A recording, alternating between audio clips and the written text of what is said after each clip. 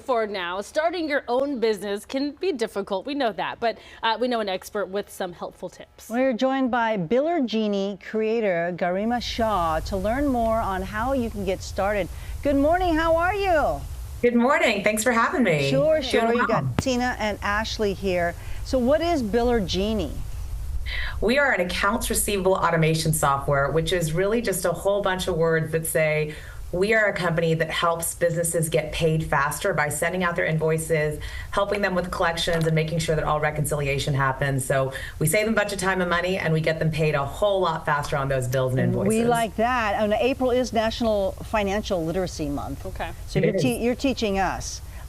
So you created this with Thomas Aronica, is that correct? Thomas Aronica, yep. Aronica, okay. And was there a big need for it, though?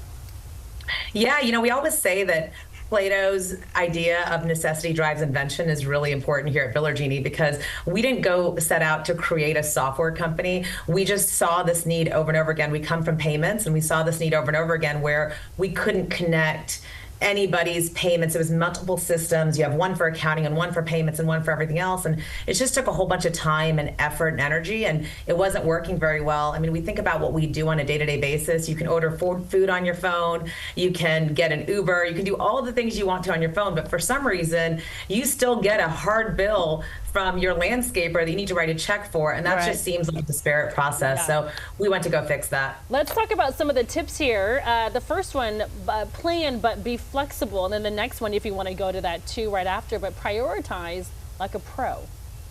Sure. So plan but be flexible. When you're opening a new business, it's so important to have a plan, to have a budget, a go-to-market, a marketing plan, and how you're going to do it. More importantly, how much is it going to take to open the business, and how much do you need to make in order for it to be successful? And all of that is really important to have that plan. But like Mike Tyson says, everyone has a plan until you get punched in the face. And inevitably, as a business owner, you're going to get punched in the face a lot of times. You're going to have someone not show up. You're going to have a new competitor in the market. So making sure that you're nimble and flexible with that plan is extremely, extremely important. Okay. And then prioritizing like a pro.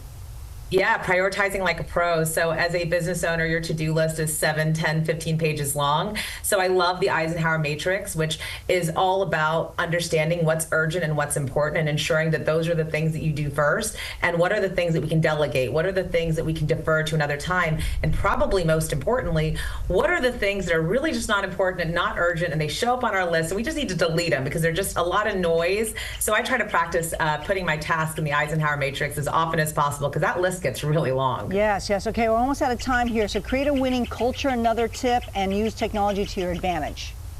Sure. So create a winning culture. Culture is the most important. Unless you are a solopreneur that wants to do everything by yourself, your employees need to feel empowered and appreciated. They all need to be rowing in the same direction. They spend more time at work than they do anywhere else. So that culture is extremely important, and finding people who want to do the same things as you makes all the difference in a business. And technology, yeah. Technology, I mean, Biller Genie, that's what we do. It is a technology, and there's so many out there that things can be automated. That we don't have to do things as manually as we did in the past, whether it's scheduling out your emails or your social media, or taking care of your accounts receivable so we can send out your invoices.